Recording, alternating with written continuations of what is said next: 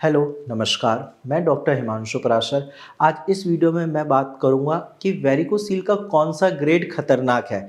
अक्सर जब भी मैं पेशेंट से ओपीडी में मिलता हूं, वो यही पूछते हैं कि सर मेरी वेरिकोसील की प्रॉब्लम ज़्यादा खतरनाक तो नहीं है, या फिर ये पूछते हैं कि सर अगर अभी खतरनाक नहीं है तो किस स्टेज के बाद खतरनाक हो सकती है। तो आज इस वीडियो में मैं आपको यही बताऊँगा कि किस स्टेज के बाद वेरिकोसील की प्रॉब्लम ज़्यादा खतरनाक हो सकती है। देखो, सबसे पहले आपको ये पता होना चाहिए कि वेरिकोसील की प्रॉब्लम है क्या। तो वेरिकोसील आपके एक अंडकोश की प्रॉब्लम है जिसमें आपका ब्लड सही से सर्कुलेट नहीं होता, क्योंकि जो आपकी वेन्स है उसकी वॉल्व्स डैमेज हो जाती है, तो खून एक जगह इकट्ठा हो जाता है। कभी जब आप अपने टेस्टिकल के आसपास ऊपर हाथ लगाते होगे तो वहाँ पे आपको गुच्छा जैसा फील होता होगा, या ऐसा लगता होगा कि नसें मोटी हो चुकी है। ऐसा इसलिए होता है क्योंकि वहाँ पे वॉल्व्स जो है वो डैमेज हो चुकी होती है, तो blood against the gravity flow नहीं कर पाता, इसीलिए पूरा खून एक जगह नीचे इकट्ठा हो जाता है।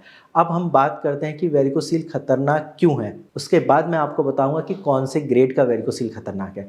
वेरिकोसील खतरनाक इसीलिए है क्योंकि वेरिकोसील में पेशेंट को काफ़ी ज़्यादा दर्द होता है, और आप मानोगे नहीं, दर्द इतना ज़्यादा होता है कि पेशेंट कई बार बेड रेस्ट करके भी अनकंफर्ट फील करता है। यानी कि उनको यही लगता है कि सर बेड पे सोने से भी मुझे आराम नहीं मिल रहा है, इतना ज़्यादा पेन हो रहा है कि मन कर रहा है अपने टेस्टिकल निकलवा दूँ। पेशेंट मेरे से ये सारी चीज़ें भी बताते हैं। इसके साथ साथ वो ये बताते हैं कि सर इरेक्शन में प्रॉब्लम आ रही है। जब भी अपने पार्टनर के साथ संबंध बनाने की कोशिश करता हूँ, संबंध बना ही नहीं पाता क्योंकि मेरा इरेक्शन सही नहीं है। साथ में इनफर्टिलिटी की प्रॉब्लम आती है। तो ये सारी चीज़ें हो गई कि वेरिकोसील के कॉम्प्लिकेशंस क्या-क्या है। अब हम बात करते हैं कि कौन सा वेरिकोसील खतरनाक है।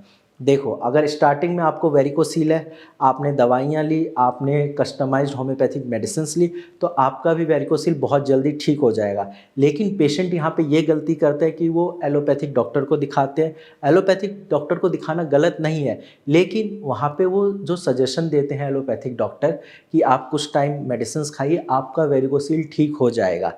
ऐसा नहीं होता, क्योंकि एलोपैथी में वेरिकोसील के लिए सिर्फ़ और सिर्फ एक ही सॉल्यूशन है, वो है आपको सर्जरी एडवाइस करते हैं। स्टार्टिंग में अगर आप डॉक्टर के पास जाओगे, कुछ टाइम तक पेन किलर देंगे, पेशेंट को 3 से 4 दिन में थोड़ा बहुत आराम मिलेगा। उनको ये लगता है कि पेन में आराम मिलने से उनका वेरिकोसील ठीक हो जाएगा, लेकिन ऐसा होता नहीं है। वो आपके पेन को, आपकी प्रॉब्लम को सिर्फ सप्रेस करते हैं। बाद में जब आप पेन किलर बंद करोगे, आपकी वेरिकोसील की प्रॉब्लम जो स्टार्टिंग में ग्रेड 1 था, वो ग्रेड 3-4 तक पहुंच जाएगा। अब उस टाइम पे फिर एलोपैथिक डॉक्टर बोलते हैं कि आप सर्जरी करा लीजिए। तो इतने सारे झमेले में पड़ना ही क्यों है। आपकी प्रॉब्लम बिल्कुल बिना सर्जरी के जड़ से ख़त्म हो सकती है। सिर्फ आपको ये करना है कि आपको होम्योपैथिक मेडिसिन्स लेनी है। अब मैं बता रहा हूँ कि कौन सा वेरिकोसील ज़्यादा खतरनाक है। तो जब आपका वेरिकोसील ग्रेड 3, ग्रेड 4 तक पहुँच जाता है, प्रोलॉन्ग्ड एलोपैथिक मेडिसिन्स की वजह से, या फिर आपने इग्नोर कर दी बीमारी को स्टार्टिंग में कि कोई बात नहीं, टेस्टिकल में दर्द ही तो है, गुच्छा ही तो फील हो रहा है, कुछ टाइम छोड़ देते हैं, अपने आप ही ठीक हो जाएगा। कोई भी बीमारी अपने आप ठीक नहीं होती, उसको ठीक करना पड़ता है। अगर बीमारी अपने आप ठीक हो जाती, हॉस्पिटल्स की ज़रूरत ही नहीं होती।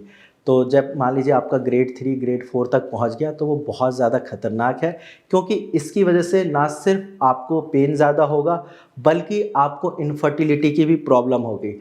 अब मान लीजिए आपका ग्रेड 3 वेरिकोसील है, आपकी शादी हुई है, आप एक बार अपना सीमेन एनालिसिस टेस्ट कराइए। आप खुद देखोगे कि आपका स्पर्म काउंट भी कम है। इसके साथ-साथ अगर आप टेस्टोस्टेरोन लेवल भी चेक करोगे, तो आपका टेस्टोस्टेरोन भी कम हो चुका होगा।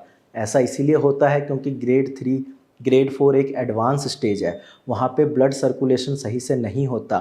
बिल्कुल ही आप ये समझिए कि ना के बराबर होता है, और जब आपके टेस्टिकल को ब्लड नहीं मिलेगा, किसी भी पार्ट में बॉडी को ऑक्सीजन नहीं मिलता है, तो वो पार्ट श्रिंक भी करता है। तो वेरिकोसील में आपके टेस्टिकल का भी साइज़ छोटा हो जाता है अगर ये ग्रेड 3, ग्रेड 4 तक पहुंचता है। इसके साथ साथ जैसा मैंने बताया कि टेस्टोस्टेरोन लेवल कम होगा, तो इरेक्शन में कमी आएगी।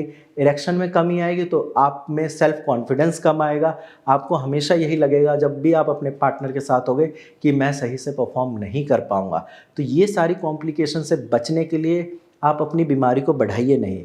अगर आपको ग्रेड 1 या स्टार्टिंग स्टेज में ही पता चल गया कि मुझे वेरिकोसील है, तो आप नीचे दिए गए नंबर पे कॉल करिए, अपनी केस टेकिंग बताइए, अपनी जो भी आपके सिम्टम्स आ रहे हैं वो सारी चीज़ें मेरी टीम को अच्छे से बताइए। अगर आपके पास कोई टेस्ट रिपोर्ट है तो वो टेस्ट रिपोर्ट भी शेयर करिए, ताकि मेरी टीम और अच्छे से आपको एडवाइस कर पाएगी और आपका भी वेरिकोसील भारत होम्योपैथी में लाखों पेशेंट की तरह ठीक हो सकता है। तो घबराने की कोई दिक्कत नहीं है, ना ही सर्जरी करानी है, बस अपने वेरिकोसील को ठीक करना है होम्योपैथिक मेडिसिन से।